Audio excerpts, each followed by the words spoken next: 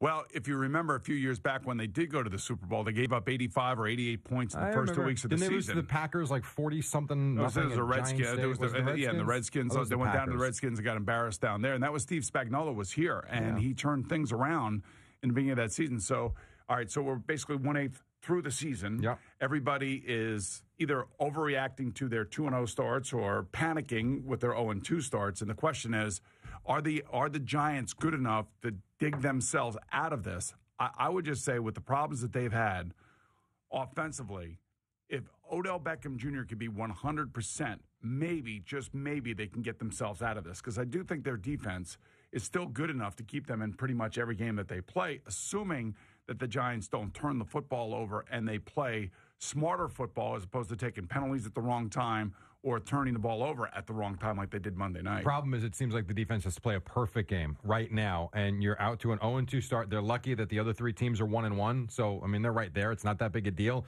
But, you know, you've lost now to the Cowboys inside your division, and you've lost to the Lions at home inside the conference, and here you go now on the road for a division game this week. If they lose Sunday, and you know what? It's 3 games, and you'd never write a team off after 3 games. You can't. But those are 3 damning losses, all within the division and the conference, that really hurt you going forward. Really hurt you because it kills you for tiebreaker scenarios.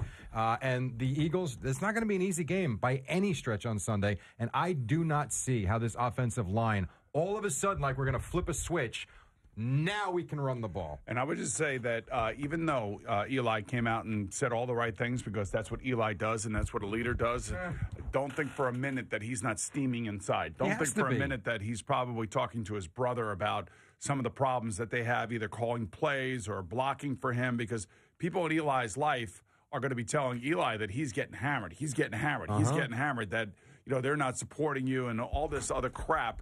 So know internally that while it sounds good on the outside, internally I'm sure that there is quite a few moments of tension in that locker room and also in those meeting rooms and between the coaching staff and the players. And last night on Inside the NFL, we were talking about these 0-2 teams and what that's like and what you're dealing with. And you're dealing with a lot of pointing of fingers.